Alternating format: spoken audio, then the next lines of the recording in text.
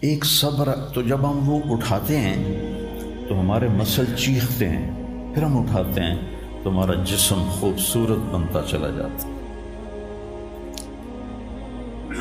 اور اگر یہ نہیں کرتے ہیں تو پیٹ آگے بڑھ جاتا ہے، جوانی میں ہی بوڑھے ہو جاتے ہیں۔ تو ایسے ہی جب آپ اپنی روح پر صبر کی برباش ڈالتے ہیں تو وہ روح اندر سے نا پھولتی ہے، پھیلتی ہے اور ایک طاقت بنتی ہے، اور وہ ایسی طاقت بن جاتی ہے جو آپ کی مجلس میں بھی بیٹھے گا نا اس کی بھی زندگی بدل جائے بغیر بولے۔ چپ رہنا سیکھو۔ السلام علیکم ورحمۃ اللہ وبرکاتہ۔ بسم اللہ الرحمن الرحیم، والصلاة والسلام علی رسولہ الکریم وعلی آلہ وصحبہ اجمعین، اما بعد۔ میرے بھائیو، دوستو اور عزیز طلبہ، اللہ تعالیٰ نے اس دنیا کو رہنے کی جگہ نہیں بنایا، یہ امتحان کے لیے ہے۔ وَلَنَبْلُوَنَّكُمْ، ضرور آزمائیں گے، وَلَتُبْلَوُنَّ، ضرور آزمائے جاؤ گے، لِيَبْلُوَهُمْ، آزمائے گا، لِنَبْلُوَهُمْ، آزمائے گا۔ کتنے قرآن میں یہ الفاظ آتے ہیں۔ تو امتحان میں تو چیز کو پیچیدہ کر کے پیش کیا جاتا ہے۔ تو بچہ پیدا ہوتے ہی مختلف گھاٹیاں اس کے لیے امتحان ہی ہوتی ہیں، یہاں تک کہ وہ اللہ کو راضی کر کے مر جائے اور اللہ کے پاس پہنچ جائے تو وہ ساری دنیا کے دکھ درد ایک ہوا کے جھونکے سے بھول جاتا ہے۔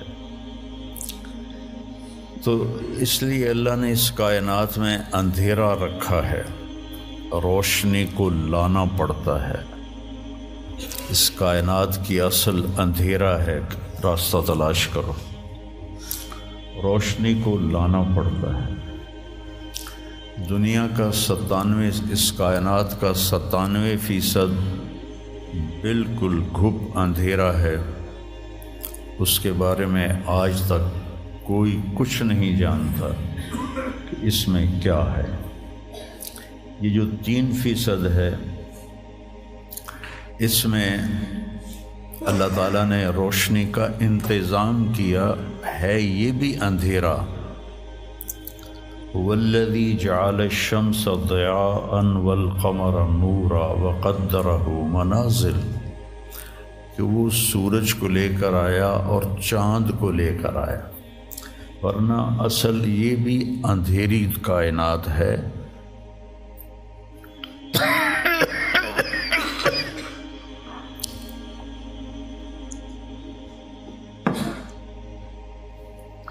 وَآیَةٌ لَهُمُ اللَّيْلُ نَسْلَخُ مِنْهُ النَّهَارَ فَإِذَا هُمْ مُظْلِمُونَ۔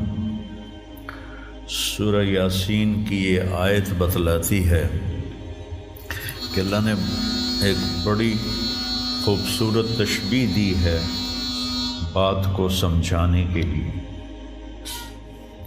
جانور کی جب کھال کھینچی جاتی ہے تو اندر جو کچھ ہوتا ہے وہ باہر آ جاتا ہے۔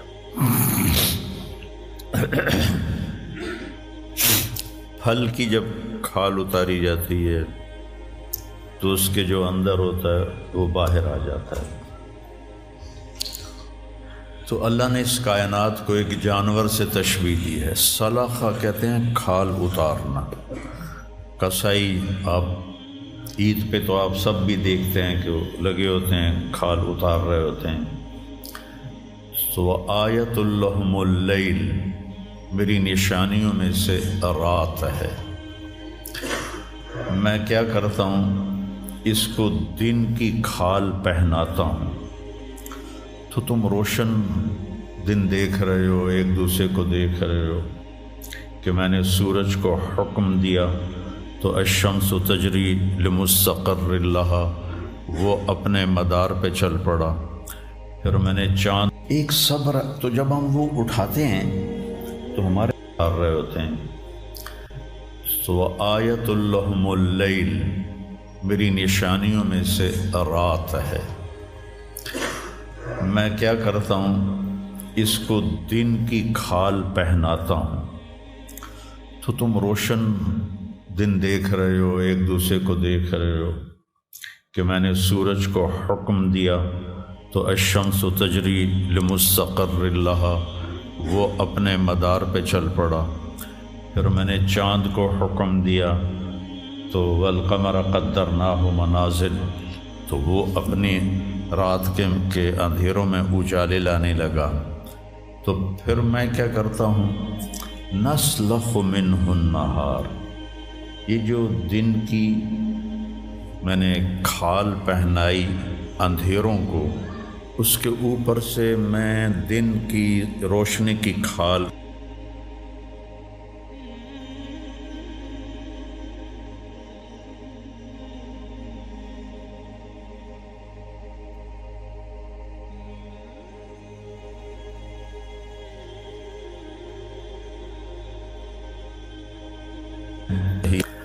لمبی پریشانیاں رکھ دی۔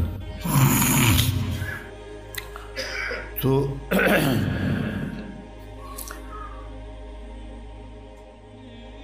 ایسے ہی زندگی میں انسان اندھیرا اس کی آزمائشیں ہیں، اس کی پریشانیاں ہیں، اس کے غم ہیں، اس کے صدمے ہیں، اور روشنی تھوڑی دیر کے لیے جو آتی ہے وہ اس کی خوشیاں ہیں، جو لمحے کے لیے آتی ہیں اور غائب ہو جاتی۔ تو ہمیشہ کی خوشی جس میں غم نہ آئے وہ جنت ہے، اور ہمیشہ کا غم جس میں خوشی نہ آئے وہ جہنم ہے۔ تو اللہ جب جنت والے جنت میں چلے جائیں گے اور جہنم والے جہنم میں چلے جائیں گے تو اللہ کہے گا یا اہل الجنہ، اے جنت والو، وہ کہیں گے لبیک ربنا وسعدیک، یا رب ہم حاضر ہیں۔ تو اللہ پوچھے گا کم لبثتم فی الارض عدد السنین، فیصل آباد میں کتنی زندگی گزاری تھی؟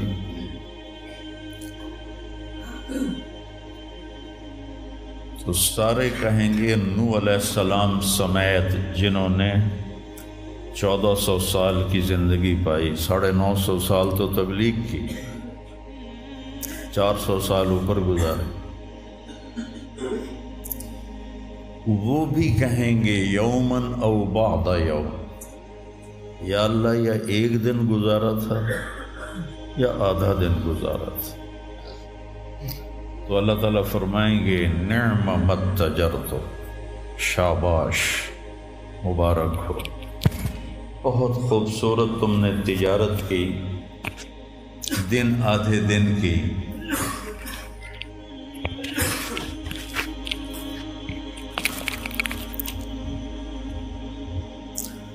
بہت بڑھیا تجارت کی تم نے، دن آدھے دن میں اپنے نفس کو مار لیا اور اپنی خواہشات پہ قابو پا لیا۔ تو آج تم نے کیا تجارت کی ہے؟ تم نے رحمتی و کرامتی و جنتی، تم نے ان ناگواریوں کو برداشت کرنے کے بدلے میں میری دائمی رحمت کو خریدا، میرے دائمی اکرام کو خریدا، اور میری ہمیشہ کی جنت کو خریدا۔ خالدین فیہا، جاؤ مزے کرو، کوئی موت نہیں۔ تو میرے نبی نے فرمایا اگر موت ہوتی تو یہ خوشی سے مر جاتا، لیکن موت ہے نہیں۔ پھر اللہ تعالیٰ جنت جہنم والوں کو پکارے گا، یا اہل النار، وہ کہیں گے لبیک ربنا وسعدیک۔ تو اللہ پوچھیں گے کم لبثتم فی الارض عدد السنین، کتنی عمر گزاری دنیا میں؟ تو سب سے لمبی عمر پانے والی قوم عاد تھی، عرب۔ ایک عرب بائدہ ہیں، ایک عرب عاربہ ہے۔ عرب بائدہ وہ ہیں جو مٹ گئے، ان کا نشانی نسلیں ختم ہو، اس میں قوم عاد ہے۔ ان کا بچہ ابن کثیر نے لکھا ہے 300 سال میں بالغ ہوتا تھا۔ ہماری 300 سال میں 6 نسلیں ختم ہو جاتی، 300 سال میں بالغ ہوتے تھے۔ 500 600 سال 800 700 سال ان کی اوسط ان کی عمریں ہوتی تھی، اور بوڑھے نہیں ہوتے تھے۔ ایسے درخت کو پکڑ کے اکھاڑ کے پھینک دیتے تھے، ایسے پکڑ یوں اکھاڑ کے پھینک دیتے تھے، جیسے ہم تیلے کو اکھاڑتے ہیں وہ پورے درخت کو اکھاڑ دیتے تھے۔ تو اتنی لمبی زندگی گزارنے والی قوم، اور باقی سارے اہل جہنم کہیں گے یومن او بعد یوم، یا اللہ ایک دن، اور دوسرے کہیں گے نہیں غلط کہہ رہے ہیں، آدھا دن آدھا دن۔ لم یلبثوا الا عشیۃ او ضحاها۔ اللہ تعالیٰ فرمائیں گے بئس ما اتجرتم فی یوم او بعد یوم، کیا گھاٹے کا سودا کیا تم نے دن آدھے دن کے بیچ۔ جس کو اللہ گھاٹا کہے وہ گھاٹا ہے، یہاں کے گھاٹے تو اوپر نیچے ہوتے رہتے ہیں۔ تاجر کو ایک سیزن میں نقصان ہوتا ہے، اگلے سیزن میں اللہ اس کو ڈبل نفع دے دیتا ہے، اللہ کا نظام ہے۔ کتنا برا سودا کیا تم نے دن آدھے دن کا۔ غضبی، میرے غضب کو خریدا، سخطی، میری ناراضگی کو خریدا، ونار جہنم، اور جہنم کی آگ کو خریدا، خالدین فیہا، پڑ جاؤ ہمیشہ کے لیے۔ تو میرے نبی نے فرمایا لو کان الموت لماتوا طرحا، اگر موت ہوتی تو یہ غم سے مر جاتا۔ اور جنت والے لو کان الموت لماتوا فرحا، اگر موت ہوتی تو وہ خوشی سے مر جاتا۔ تو ابدی خوشی جنت میں ہے، اور ابدی غم جہنم میں ہے۔ ابھی ایک آیت پڑھی تھی مولوی نعمان نے، لہم ما یشاءون فیہا ولدینا مزید، جنت میں جو کچھ تم چاہو گے تمہیں ملے گا، جتنا چاہو گے اتنا ملے گا، جس وقت چاہو گے اس وقت ملے گا۔ پھر جہاں تمہاری سوچ بھی نہیں ہے وہاں سے ہم مزید دینا شروع کریں گے اور دیتے جائیں گے۔ نہ زندگی ختم ہوگی، نہ اللہ کی عطا ختم ہوگی۔ ایک چیز کو ہم دنیا میں چاہے کتنی خوبصورت ہو، کچھ دن کے بعد اس کی کشش ختم ہو جاتی ہے، کیونکہ اس کا حسن ٹھہرا ہوا ہوتا ہے، ٹھہرا ہوا ایک ہی جگہ ہوتا ہے، اور پھر کٹنا شروع ہو جاتا ہے، کٹنا شروع ہو جاتا ہے۔ لیکن جنت میں کیا ہوگا؟ میرے رب کی عزت کی قسم جو سن رہا ہے، اگر آپ ایک ٹہنی کو بھی دیکھنا شروع کرو گے نا، ایک ٹہنی، پورا درخت نہیں، ایک ٹہنی، تو اس کو بھی ہزاروں سال دیکھتے رہو گے تو آپ کا جی نہیں بھرے گا کہ اللہ اس کے حسن کو بڑھاتا بڑھا رہا ہوگا، بڑھا رہا ہوگا، بڑھا رہا ہوگا، بڑھا رہا ہوگا۔ اپنی بیوی کو، جنت کی حور کو لاکھوں سال ایسے بیٹھ کے دیکھتے رہو گے تو تمہارا دل نہیں بھرے گا کہ اس کا حسن ہر لمحے پہلے سے اوپر، پھر اس سے اوپر، پھر اس سے اوپر، پھر اس سے اوپر، اور پھر آگے کوئی حد ہی کوئی نہیں۔ یہاں تو حد ہے نا، اس کے آگے کوئی حد ہی کوئی نہیں۔ لہٰذا کئی بچے پوچھتے ہیں جنت میں ہمیشہ رہیں گے تو پھر کیا کریں گے، بور نہیں ہو جائیں گے؟ میں نے کہا بیٹا آپ لوگ دنیا کی زندگی پہ قیاس کرتے ہو کہ بور ہو گئے۔ تو میری بہن کے بچے چھوٹے تھے تو جب وہ کچھ کھیل کھول کے تھک جاتے تو پھر ماں سے کہتے اب کیا کریں، اب ہم کیا کریں؟ تو وہ ہم نے دنیا پہ قیاس کیا ہوا ہے کہ جیسے یہاں بور ہو جاتے ہیں۔ ایک لمحے کے کروڑویں حصے میں بھی اللہ کی عطا ایسے جا رہی ہوگی، ایسے جا رہی ہوگی، ایسے جا رہی۔ تو لہٰذا آپ کسی چیز سے بھی آپ کا دل نہیں بھرے گا، چاہے آپ کھربوں، دیکھو کھربوں اربوں جو ہے نا یہ دنیا کے لیے وہاں ان کی کوئی حیثیت نہیں ہے۔ یہ تھوڑا سا اوپر جا کے ویسے ہی ٹائم ختم ہو جاتا ہے۔ ٹائم میں تو اللہ نے ہمیں باندھا ہے۔ تو وَلَدَيْنَا مَزِيدٌ، یہ جنت والوں کے لیے سب سے اعلیٰ درجے کی آیت ہے کہ لَهُم مَّا يَشَاءُونَ فِيهَا وَلَدَيْنَا مَزِيدٌ، جو چاہو گے پاؤ گے، اور پھر ہم مزید۔ ایک حدیث بھی یاد آ گئی، ایک جنتی ایسے بیٹھا ہوگا ٹیک لگا کے اپنے تخت پر، تو سامنے ایک منظر ہوگا، اس کو دیکھنے کے مزے لے تو اس میں اس کو سال ہا سال گزر جائیں گے۔ تو اللہ کہیں گے میرا بندہ تھا ہکو شے جی پھنس گیا ہے نا، کوئی اور شے بھی کھاؤ۔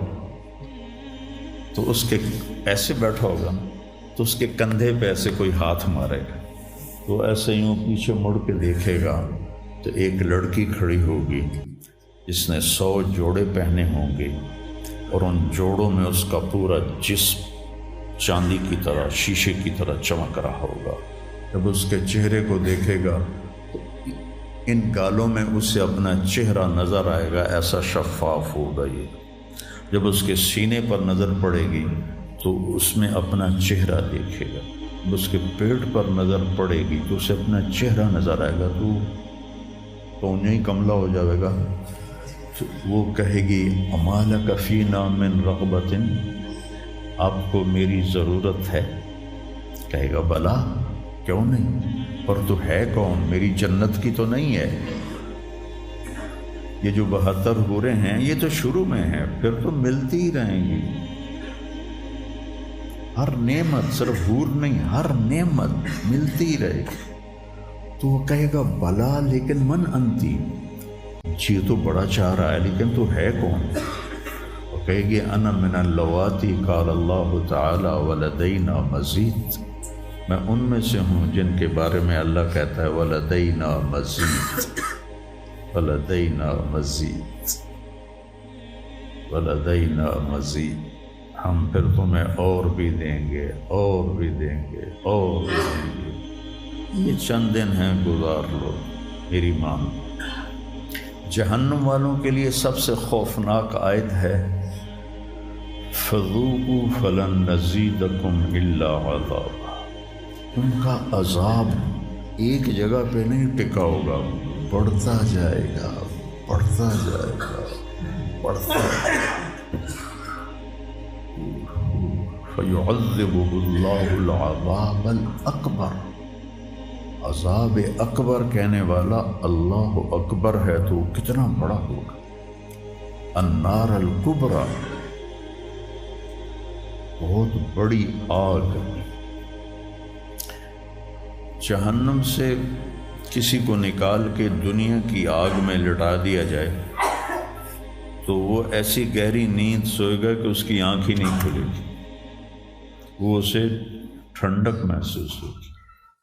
اور جہنم کی دیوار میں سوئی کے ناکے کے برابر سوراخ ہو جائے تو اس سے جو چنگاری نکلے گی پوری دنیا کو راکھ بنا دے گی۔ اللہ ہماری حفاظت فرمائے۔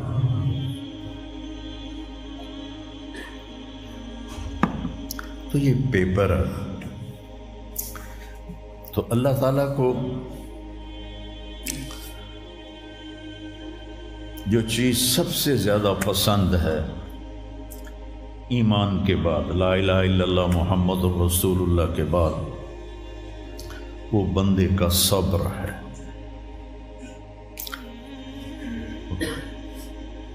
وَلَنَبْلُوَنَّكُمْ بِشَيْءٍ، تھوڑا سا، من الخوف والجوع، بھوک، ونقص من الاموال والانفس،